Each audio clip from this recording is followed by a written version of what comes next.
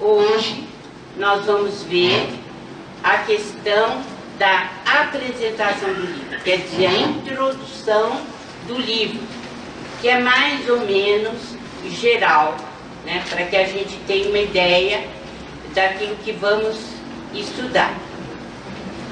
E à medida que o tempo for passando, vocês vão vendo que uma aula se encaixa na outra, até que a gente, pelo menos a gente pensa que conseguiu dar uma classificação à obsessão, porque os assuntos são meio como que dispersos. Quando a gente vê a coleção toda de André Luiz, cada coisa está num lugar, está num livro. Então, o que nós fizemos foi juntar para poder ter essa classificação, para poder estudar melhor a obsessão. Bem, então, por que é importante estudar a obsessão? Porque ela é uma desconhecida, mas a cada vez mais ela está presente na vida humana. E por quê? A humanidade terrena aproxima-se a cada dia da esfera de vibrações dos invisíveis de condição inferior que a rodeia em todos os sentidos. E, na verdade, a esmagadora percentagem de habitantes da Terra não se preparou para os atuais acontecimentos evolutivos.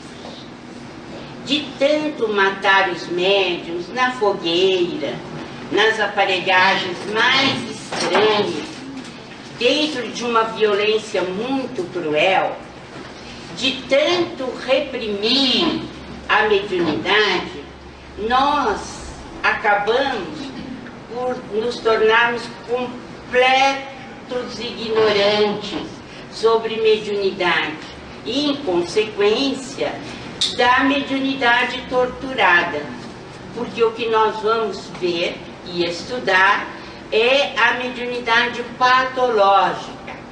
A obsessão é mediunidade patológica. Então, ao reprimir os médiuns, ao impedir a comunicação dos espíritos, nós nos candidatamos seriamente a obsedarmos-nos com muito mais facilidade e em profusão. Por quê? Como diz o benfeitor espiritual no livro Os Mensageiros, que esta frase não me pertence, mas o que Aniceto diz e Telésforo, que são dois emissários de Jesus, que assessoram André Luiz no livro Os Mensageiros, o que nós aprendemos é algo assim. Nós estamos em contato com uma camada da vida espiritual muito grosseira, muito inferior. E o primeiro contato que vem é justamente dessa camada de espíritos muito atrasados e que estão muito próximos de nós. Nas aulas de terça-feira, os que têm vindo sabem, nós demos, e já falamos aqui inclusive uma vez, sobre a questão de localização, por exemplo, do umbral grosso ou do umbral denso, para que vocês tenham ideia de como essa grande parte de espírito, essa grande multidão, nos pressiona todos os dias. Numa localização, por exemplo, de 1000 quilômetros, a partir do resto do chão, nós temos 50 quilômetros de umbral grosso ou denso, quer dizer, de espíritos muito atrasados, e que estão normalmente conosco todos os dias.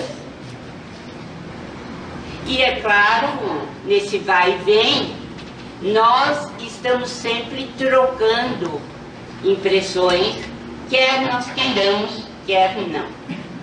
Então, 900 quilômetros seria um umbral médio e 50 quilômetros um umbral leve. Pois bem, nós estamos então em contato direto com essa camada inferior. Por isso, vejam bem o que o mentor diz: a humanidade terrena aproxima-se a cada dia da esfera de vibrações dos invisíveis, de condição inferior que a rodeia em todos os sentidos. E, na verdade, a esmagadora percentagem de habitantes da Terra não se preparou para os atuais acontecimentos evolutivos. Então, a obsessão campeia em larga escala, embora nós, na maioria das vezes, não temos noção alguma do que acontece conosco. Por quê? Porque toda a vida nós reprimimos essa condição. Nós vamos ver um pouco de história, a fim de que nos situemos melhor. Na Índia, nos Vedas, nós tivemos o seguinte escrito que foi atribuído ao legislador Manu. Os espíritos dos antepassados, no estado invisível, acompanham certos brahmanes convidados para cerimônias em comemoração dos mortos. Sob a forma aérea, seguem-nos e tomam lugar ao seu lado quando eles se assentam.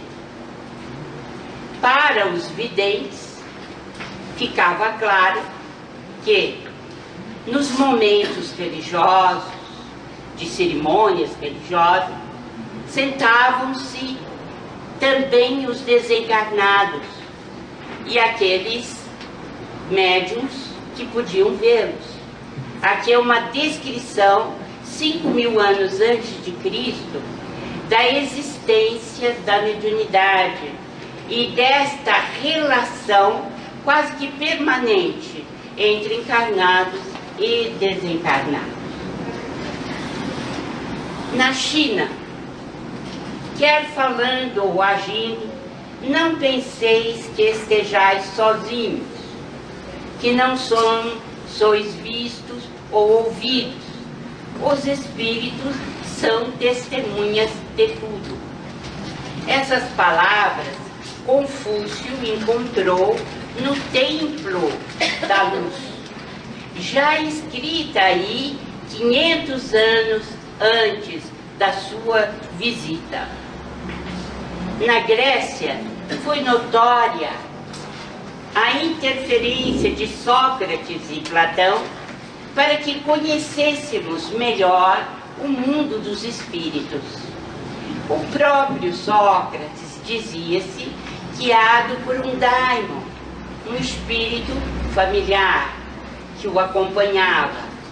E também é conhecida a alegoria da caverna de Platão, mostrando que a Terra, na verdade, é uma projeção daquilo que acontece no mundo espiritual, onde nós encontramos a verdadeira pátria. Então, a Terra seria uma projeção daquilo que ocorre no mundo espiritual. E nós devemos a Platão as ideias de Sócrates, de modo que esses missionários do bem, espíritos de escola, vieram à Terra para nos ensinar que existe uma ligação muito estreita entre a espiritualidade e nós, dentro da matéria carnal. como não poderia deixar de ser, os historiadores também trouxeram notícias muito interessantes sobre a mediunidade. É o caso de Heródoto, que narrou a consulta de Periandro, o tirano de Corinto, à sua esposa. E o mais interessante, ele foi uxoricida, ele matou a esposa, né? E depois, utilizando-se de pitonisas, ele consultou-a a respeito de assuntos dele particulares. Muito interessante essa história. O Homero nos diz que Ulisses forjou determinadas cerimônias a fim de conversar com o divino Tiresias, que era um espírito de larga envergadura e do qual ele precisava para se aconselhar. Plutarco, outro historiador famoso, ele relata a visita de um perseguidor desencarnado a Brutus no campo de batalha, que viria como sendo um mau agouro para dizer que ele morreria na batalha do dia seguinte. E foi de fato o que aconteceu.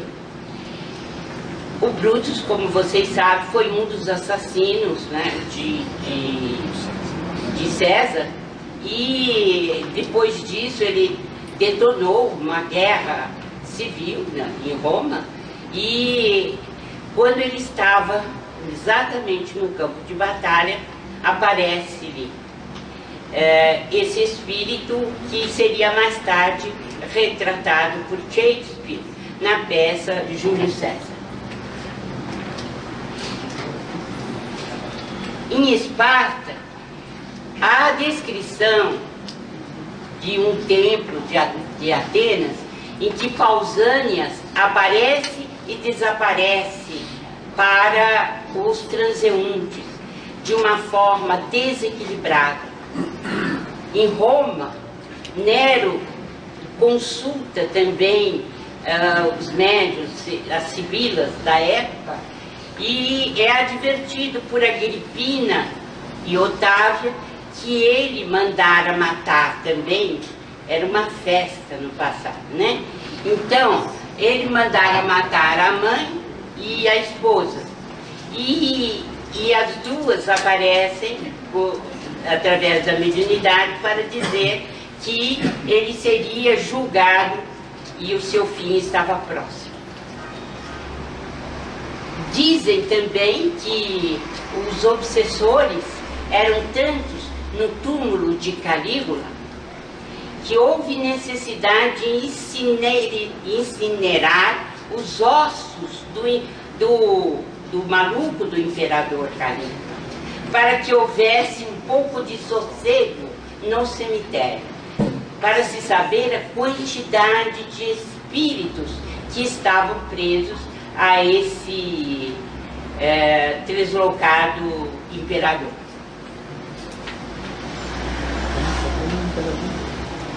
Jesus enfrentou os obsidiados de uma forma recorrente e desde que nasceu. Aqui não está relatado, mas todos sabem, né, que desde o nascimento dele, os obsessores não o deixaram em paz.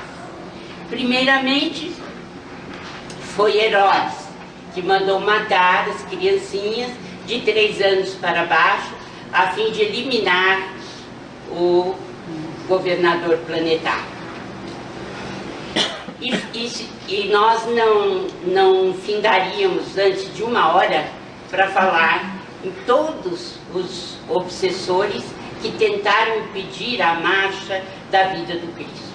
Mas vamos nos ater na questão do próprio Evangelho e os obsediados com os quais Jesus teve uma comunicação direta. É o caso, por exemplo, narrado por Lucas, no capítulo 4, versículos 33 a 35. Um homem possuído pelo demônio ou pelo espírito atrasado e que diz para Jesus: que temos nós contigo, Jesus de Nazaré? Emmanuel, em A Seara dos Médiuns, diz que essa é uma obsessão direta. Em Marcos, no capítulo 5, versículos 2 a 13, um gadareno manobrado por entidades cruéis também desafia Jesus, mas o mestre consegue desobsedar o pobre do gadareno. Então é uma possessão com vampirismo, segundo Emmanuel. Em Mateus, no capítulo 9, versículos 32 a 33, um homem mudo não conseguia falar, portanto, sob o controle de um espírito. Jesus repreendeu o espírito, retirou-o e o homem voltou a falar. Segundo Emmanuel, essa é uma obsessão complexa, porque ela atinge o corpo e atinge a alma. Quer dizer que há uma repercussão orgânica da mediunidade.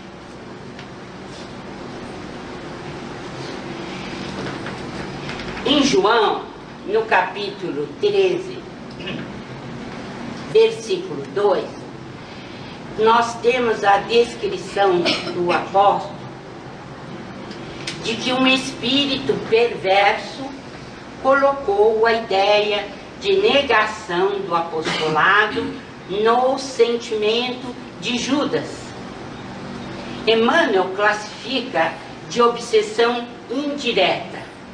E no meu livro eu considero que é a mais terrível das obsessões, porque o indivíduo não se dá conta de que está inteiramente manobrado por entidades cruéis. É a chamada obsessão indireta.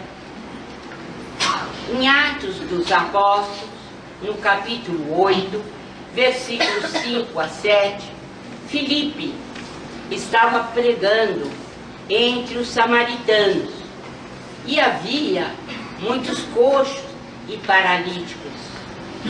E à medida que ele falava do Evangelho do Cristo, os coxos e paralíticos começavam a andar de forma equilibrada e direta, mostrando assim que nós estávamos diante de uma obsessão coletiva com moléstias fantasmas, moléstias que não existiam. Aliás, nós vamos falar sobre isso várias vezes, mostrando que a obsessão é muito mais complexa do que podemos imaginar. E pior ainda, nem médicos, nem psicólogos se dão conta de que estão diante de uma obsessão complexa.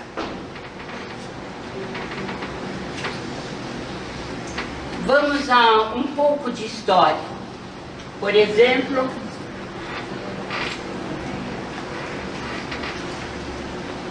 no Pentecostes, conhecidos, né, os fenômenos por todos nós, eram sinais luminosos, vozes diretas, psicofonia, em geral xenoglossia, falando em linguagem que desconheciam, né? E isso está em Atos 2, 1:13. Temos também em Atos a libertação da prisão, o magnetismo pelo olhar sendo aplicado, o magnetismo por imposição de mãos, a desobsessão realizada também pelos apóstolos, Saulo de Tarso, que vê o Cristo às portas de Damasco, Ananias, que recebe a visita de Jesus, pedindo-lhe que intercedesse para a cura de Saulo, que ficara cego. Agabo também incorpora um espírito vacinando, dando uma premonição. Há uma voz direta que fala sobre a missão de Paulo e Barnabé. E ainda, Paulo vê um espírito que lhe pede auxílio aos gentios. Enfim, vocês têm aqui, e poderão pegar no livro quando quiserem, se desejarem fazer algum trabalho sobre história, esses são recortes do próprio Atos dos Apóstolos, onde nós vamos encontrar livremente a mediunidade e a explicação, inclusive, de muitos fenômenos que ocorriam naquela época.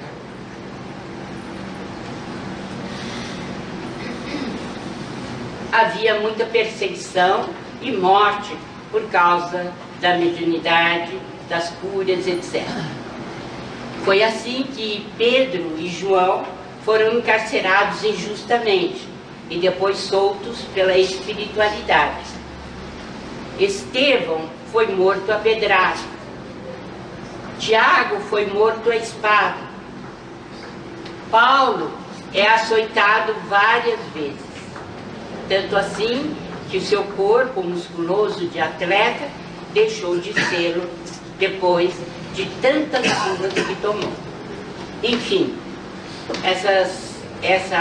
esse esforço histórico vocês encontram em Mecanismos da Mediunidade no prefácio de Emmanuel, que é muito interessante para quem deseja ter uma visão panorâmica da mediunidade. Bem, dentro da história, né, as visões de Joana d'Arc ficaram famosas, tanto assim que a levaram para a Inquisição, a fogueira na Inquisição. Ela tinha também audição direta, ouvia São Miguel, Santa Catarina e os espíritos dos santos. Assim também escutavam e viam Francisco de Assis, Teresa de Ávila, Juan de la Cruz, Lutero, Antônio de Pádua, José de Anchieta, e também um fenômeno muito interessante de levitação em frente ao Papa Urbano VIII. Isso se deu com o frade José de Cupertino, que ficou na horizontal dando voltas em torno do Papa, atônito e aflito com o fenômeno.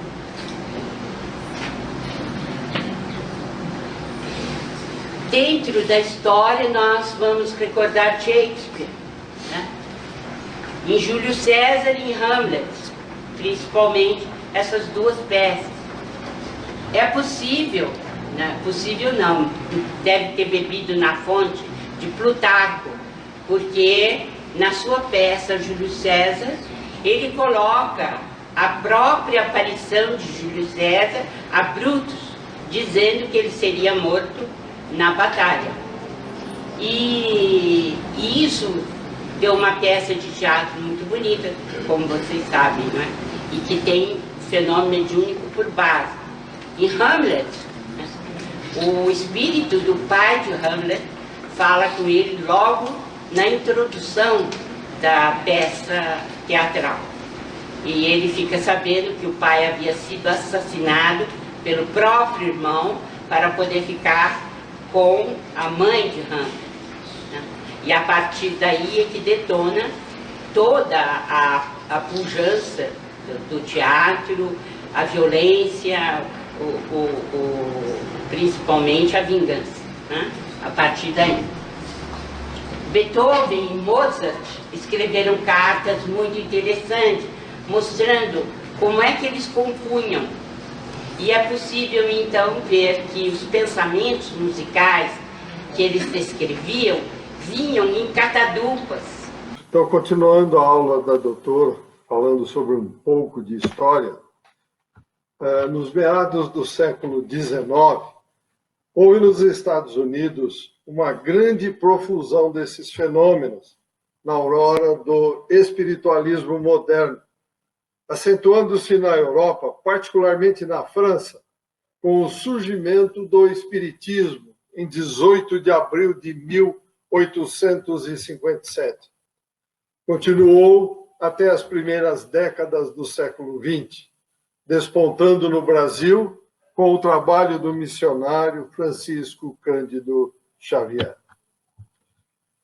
Na Itália, podemos assim ressaltar o eminente criminalista Cesare Lombroso, que se convenceu das verdades espíritas após conversar com sua mãe desencarnada, que se materializou graças à mediunidade de Eusápia Paladino. Todos conhecem, já ela é bastante falada na história do Espiritismo.